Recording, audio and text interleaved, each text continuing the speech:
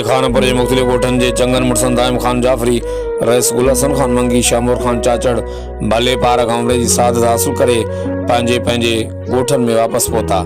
हाजी साहिबान के दोस्तन अजीजन मिटन माइटन इलाके वासन पारा मुबारकबाद ॾियण जो सिलसिलो जारी है। बे तरफ़ करमपुर जे साफ़िन जावेद उस्मान मिजानी गुलाम यासिन जाफरी गोठ दाइम खान जाफरी गोठ रईस गुल हसन खान मंगी पहुची दाइम खान जाफरी रईस गुल हसन खान मंगी शामूर खान चाचड़ के भले पार हमले की सादत हासिल करने ते मुबारकबाद ॾिनी।